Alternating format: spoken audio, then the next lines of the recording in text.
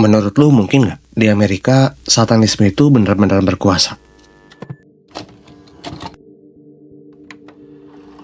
Awal mula dari konspirasi satanisme di Amerika ini mulainya dari Satanic Panic tahun 1980, di mana semua kegiatan-kegiatan satanisme itu mulai terungkap.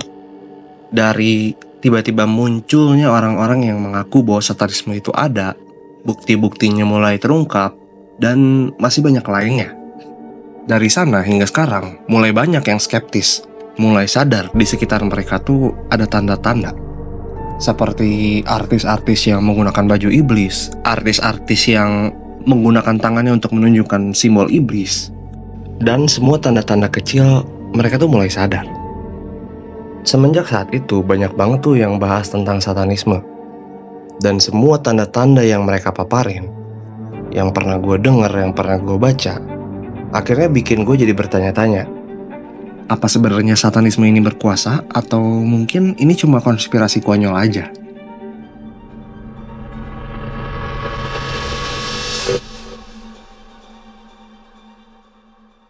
Gue lihat banyak banget artis-artis, influencer-influencer, atau bahkan model.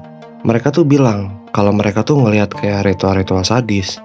Bahkan sempat ada yang bilang bahwa mereka ini makan manusia. Bahkan ada juga yang sampai disuruh berhubungan seksual dengan anak-anak yang di bawah umur. Tapi dari semua tanda-tanda yang gue baca dan gue pelajari, gue gak bisa tuh nyimpulin begitu aja. Akhirnya gue nemu satu hal yang menurut gue menarik buat dibahas. Lu tahu kan, di Amerika itu ada patung yang terkenal banget namanya patung Liberty. Dan tahu gak lu, kalau patung Liberty ini mirip banget sama patung Lucifer yang ini. Sebagian dari lu mungkin tahu siapa itu Lucifer. Tapi buat lu yang gak tahu, Lucifer adalah malaikat yang jatuh. Dia adalah sosok malaikat yang merasa dirinya itu sempurna. Akhirnya dia jadi sombong, lalu dia dibuang dari surga. Akhirnya dia ini menjadi simbol setan. Nah, setelah si Lucifer ini terkenal, muncul sekte-sekte baru yang percaya sama setan, yang menganggap bahwa satanisme itu simbol dari cinta, yang menganggap bahwa satan itu adalah jalan yang sebenarnya. Pokoknya ada banyak deh kepercayaan-kepercayaan orang-orang terhadap satanisme ini. Kita balik lagi ke pembahasan yang tadi. Patung Liberty itu tuh ada beberapa kesamaan yang cukup mencolok dengan patung Lucifer yang gue sebut tadi. Kayak contohnya ini, patung Lucifer ini kakinya dirantai, dan patung Liberty juga kakinya dirantai.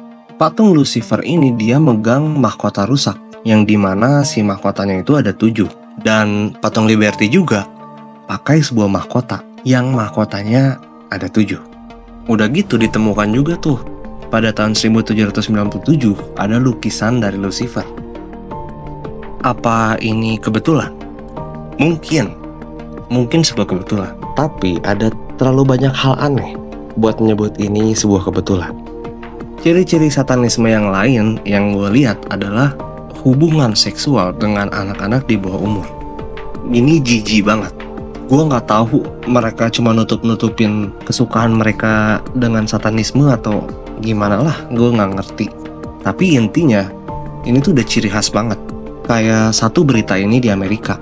Allegations of physical and sexual abuse of children at a babysitting service. The dark world of ritualistic child abuse. There's a widely held opinion that what happened at the daycare was the devil's handiwork.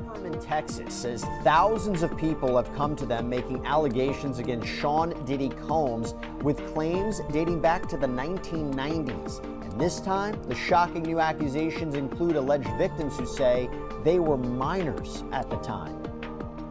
Kalau misalnya memang satanisme ini ritualnya dengan cara itu tuh mulai ngejelasin kenapa artis-artis di US, influencer-influencer di Amerika itu sering banget kena masalah yang berhubungan dengan anak-anak di bawah umur.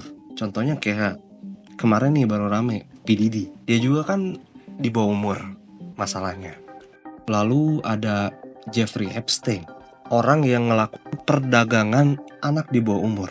Dan orang-orang yang ada di list pernah datang ke pulau tempat di mana dia jual beli anak juga nggak main-main. Ada Donald Trump, Stephen Hawking, Leonardo DiCaprio, Michael Jackson, sampai pangeran dari Inggris pun datang ke sana. Kenapa gue ngebahas soal ini? Karena gue sering banget lihat artis-artis itu mengaku bahwa mereka tuh harus menjual nyawa mereka ke iblis, atau mereka tuh harus masuk sebuah organisasi yang bisa dibilang kayak satanisme lah. Makanya tuh kenapa banyak dari mereka yang pakai baju iblis, memakai kalung pentagram, lalu bentuk konsernya seperti neraka, lalu membentuk simbol iblis pakai tangan, memberikan pesan-pesan khusus, pesan-pesan iblis di dalam lagunya.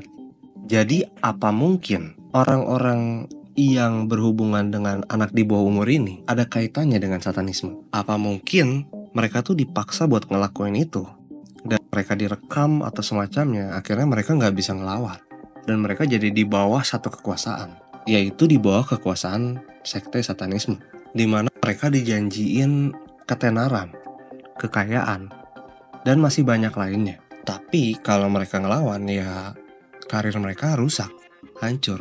Ini masih jadi satu kemungkinan. Satu kemungkinan yang menurut gue masuk akal. Tapi gue bisa salah. Mungkin ini semua cuma buat nutupin fetish mereka yang rusak. Ada nih satu cuplikan kartun dari Pinocchio yang udah lama banget kartunnya, dimana di dalamnya tuh ada pesan yang cukup disturbing. Sampai-sampai karakter yang harusnya menjadi pembunuh bayaran di dalam kartun itu juga ketakutan. Coba lu tonton ini. How would you blokes like to make some real money? Well, and who do we have to,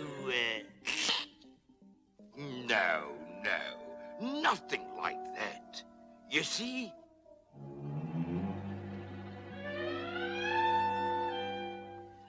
I'm collecting stupid little boys. Stupid little boys? You know, the disobedient ones what play hooky from school. Oh, and you see... Yes.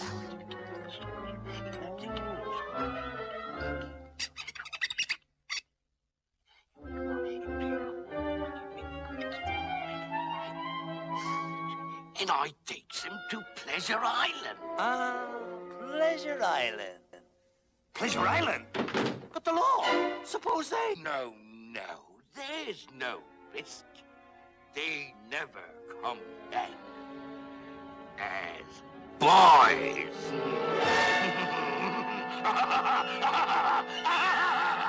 Apa mungkin Pleasure Island yang dibilang sama kartun itu adalah Pulau Epstein? Karena ada satu konspirasi yang berkata bahwa logo Nickelodeon itu sebenarnya Epstein Island. Kalau misalnya perusahaan entertainment sebesar Nickelodeon aja ada di bawah satanisme, perusahaan yang harusnya ngasih entertainment buat anak-anak, memberi edukasi buat anak-anak, ada di bawah satanisme. Dari dunia entertainment anak sampai entertainment penyanyi, artis, dan lain-lain. Coba lu bayangin sebesar apa kekuasaan mereka. Permainan macam apa yang sebenarnya mereka rencanai. Apa mungkin ini ada kaitannya dengan Project Blue Book? Buat lo yang nggak tahu, singkatnya Project Blue Book itu adalah sebuah konspirasi yang berkata bahwa nanti ada kaum-kaum elit yang berambisi pengen nguasain dunia dengan cara teror, di mana mereka membuat seolah-olah dunia itu akan berakhir. Lalu mereka membuat satu sosok di mana sosok itu tuh yang akan jadi penyelamat umat manusia. Dengan kata lain, mereka mau menyatukan dunia ini di bawah teror dan membuat sebuah agama baru. Dan pada saat kejadian itu, jika orang tidak mengikuti mereka, maka mereka akan dibunuh.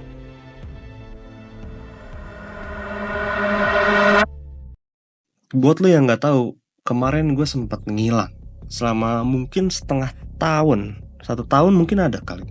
Pada saat itu tuh gue sempat bahas soal konspirasi dari Indonesia. Gue bahas bahwa mungkin di Indonesia itu ada sebuah organisasi elit. Buat lo yang nggak tahu, gue diteror habis-habisan. Non-stop gue diteror sama chat-chat dari buzzer yang mungkin orang-orang iseng, tapi gue nggak mau ngambil resiko karena ya gue juga punya keluarga. Waktu gue tinggal di Bali, gue sempet dikirimin kepala anak kucing di depan kamar kosan gue. Dimana ya orang-orang juga nggak tahu gue tinggal di mana di Bali. Sampai akhirnya gue berhenti dan sekarang gue decide buat kembali. Karena ya udah cukup lama banget gue ngilang. Apakah mungkin ini semua cuma konspirasi? Atau mungkin ini kenyataan yang orang-orang belum sadar? Ya gue nggak tahu. Apa mungkin yang gue bahas itu ada kebenarannya di Indonesia? Kalau menurut lu gimana? Coba tulis di kolom komentar.